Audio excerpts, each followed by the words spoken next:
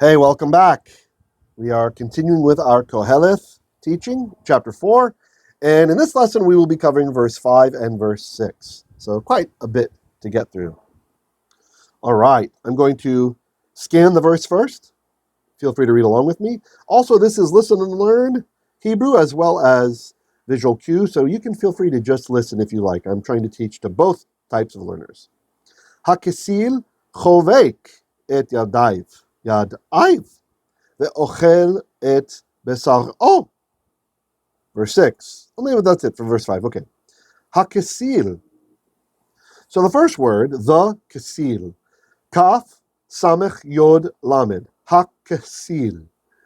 Kasil, there's a couple different meanings for this word, right? So it's probably not meaning the constellation Orion, right? So there's a constellation Orion, that's Kasil in the ancient world, okay? And there's also a location. Kesilut is like insolence, right? Related to kasal, to be like impotent or stupid, right? Kisil, in this case, is a stupid person or an insolent person, like insolent in religion, right? So they're stupid in practical things and insolent in religion, according to halot. I know some of you are studying German. In halat, which is the original that halot is translated from, a kasil, it says is praktisch töricht, religiös frech. So, haksil, the dummy, choveik, chet, bet, kof, or kuf. Now, this is like to hug, right? To embrace, right? So, embraces et yadaiv. That's the yadayim, the hands of him. He embraces his hands with the idea that maybe he folds his hands together. The idea is he's not getting much done.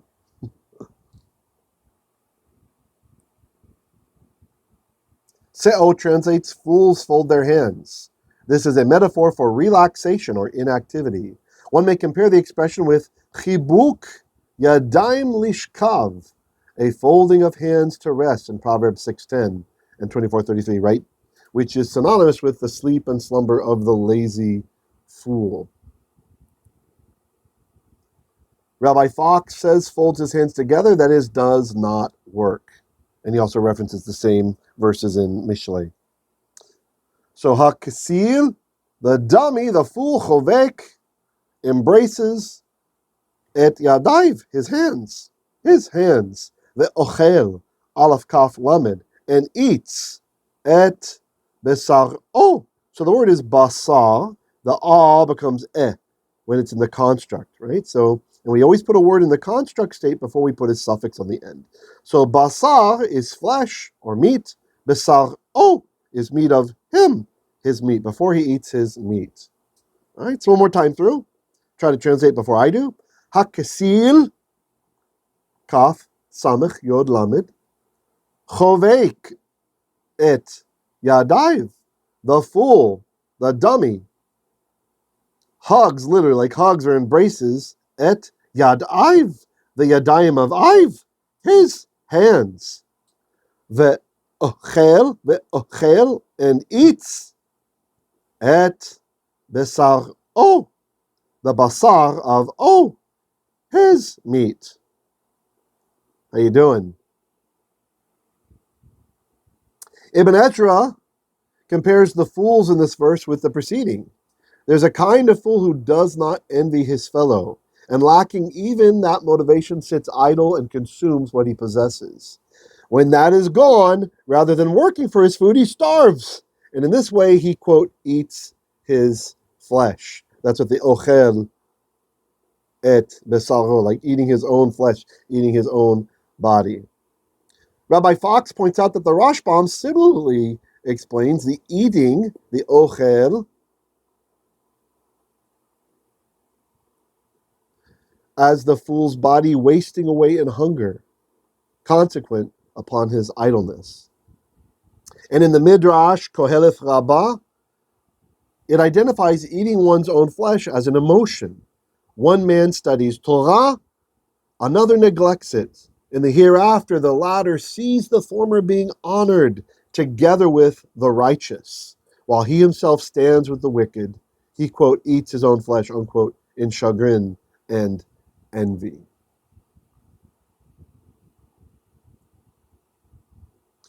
Seo points out that bsaro, that it's disputed the meaning of and eats their flesh. It has been proposed that bsaro means his meat, and the aphorism in verse 5 means that the fool does nothing and still is able to eat well. And he references Ginsburg on this interpretation.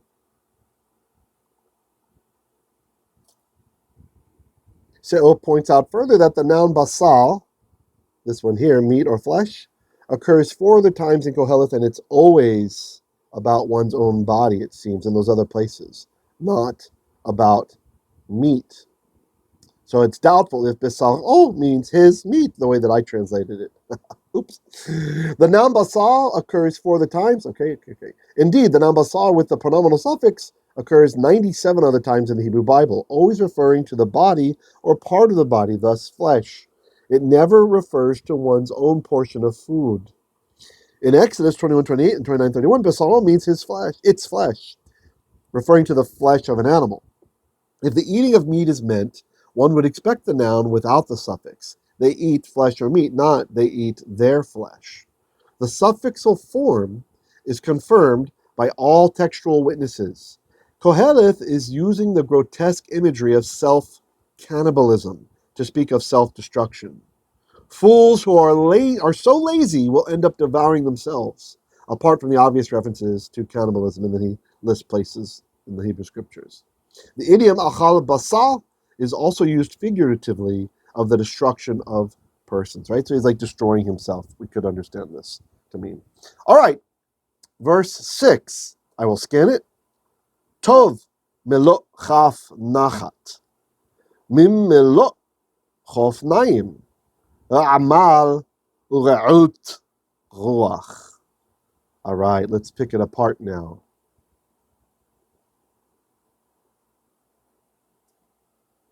Tov, good. Just being hyper literal here. Good. Melo is filling, from male, to fill up, filling of chaf. Chaf is that inside part of your hand, right? The palm and the under part of the fingers. Nachat. Nachat is like rest or relaxation. So good is a filling of the palm of relaxation or calm. Min became mimlo, then filling. Now, when you have mem like this, and we have some kind of adjective, this is what we call the mem of comparison, right? So if this is good, this would be like gooder, right? If this was gadol, this would be greater, like gadoler, right? You understand? This is how we do the ER in English. So instead of just good, like we literally translated it, now we're going to take into account the mem of comparison here. So better is melo chaf nachat, the filling of a palm with restfulness or calm. Mimlo, than filling of chafnayim. Chafnayim, well, this is from chofen, chet, pei, nun, which I don't think shows up in that form in the Bible. It's usually about the two hands. It's the hollow of the hand, the hohe auf Deutsch, the hohe Hand. So it's the hollow of both hands, right?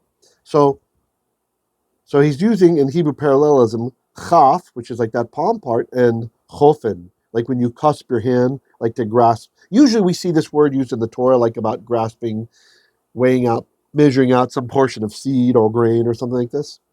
So tov, better is melo chaf nachat, the filling of the palm with like restfulness or relaxation, mimlo, then filling of chafnayim, the cusps. That's how I would say it, the cusps, like then two cusps, right? Meaning both hands are cusped of or cups.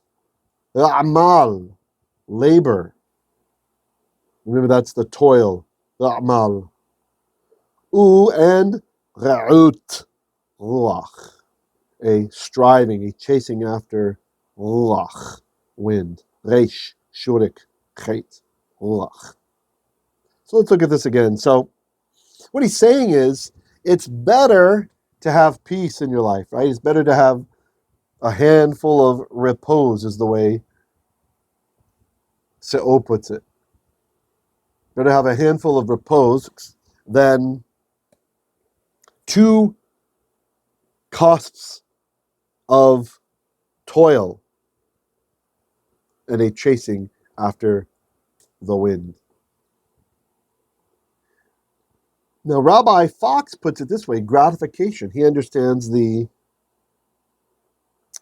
nachat ruach. Well, here we have nachat and we have ruach at the end, right? So that these two are kind of hinting about one another. Literally, resting of the spirit, hence inner repose or calm. Even though that's not the word we have here. We don't have nachat followed by ruach. He's connecting, I guess, that nachat is at the end of a clause. We can tell that by the etnachta. And ruach is at the end of the verse. It's the sof pasuk right after it. This may stand for the earnings of work done in moderation, as opposed to grinding, pointless toil, just as the term amal, labor, can stand for products of labor as well, right? And even wealth in some cases. So now he's looking at this, tov melo nachat mimlo chafnayim, amal. Better is a handful of gratification than two fistfuls of labor, which is pursuit of wind. Urut, ruach. So he's equivocating. He's saying that equals pursuing after the wind, chasing after the wind. Better to receive modest income, Fox writes, from moderate, calm labor than twice as much earned by toil and agitation. Proverbs 15:16 expresses essentially the same idea, but introduces a religious factor. Quote, better a little with the fear of the Lord than great wealth with confusion in it. Tov me'at beyirat Adonai me'otzar rav umehuma vo. Se'o interprets, better is a handful of repose. One should assume the adverbial accusative with nachat, with rest, or restfully. And he says, similarly to simachas, this is a Greek translation, and Targum do. Rather than take kaf, nachat, that's right here, chaf, nachat, a palm full of nachat, as a construct chain meaning a handful of rest, as the Septuagint does. One does not measure rest by handfuls. The noun nachat does not refer to the folding of hands, as in verse 5. It does not mean inactivity, but rather quietness or peace. And then he references other places in Qoheleth 6:5, 9:17, Proverbs 29:9, and Isaiah 30, verse 15.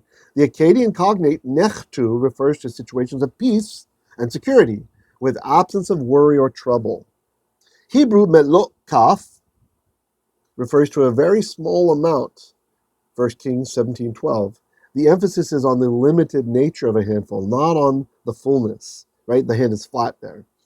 In Egyptian Aramaic, kaf, hand, is used for an extremely small measure, a third in length or in volume. The latter is the equivalent of a ladle or a small bowl. And he gives references for that. Fistfuls of toil, the chafnayim, the amal. It is again preferable to assume the adverbial accusative for amal, rather than posit the presence of an enclitic mem. Okay, we won't get into all that, as Mitchell Dahoud suggests in his Northwest Semitic philology. I love Dahoud, though.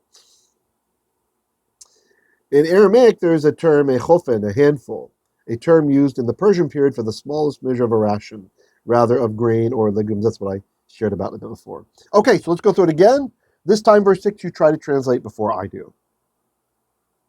Tov, literally good. Melot, fullness of chaf, of palm, of nachat, restfulness. Mimlo, then fullness of chafnayim, two fistfuls basically. Amal, labor or toil. Urut, ruach, and a chasing after the wind, though Rabbi Fox had said that amal here is being defined as amal, the toil is a urut, ruach, a chasing after the wind. I'm not sure how he's getting that when we have a conjunction separating them, but that's fine. Okay, I hope you guys enjoyed. Special thanks to any of my patrons out there. This work does take work, and I do really appreciate if you'd like to give something. You can check out my Patreon link down below, or there's other ways to give listed in the video description. As always, hoping the best for you guys and that you'll stick with your Hebrew learning. Don't give up. Keep going through with the directed Hebrew immersion that we're doing here, and just gobble up as much biblical Hebrew as you can. Until this Shabbat, I will see you. We will work through Deuteronomy. Have a great and excellent rest of your day. Shalom, shalom.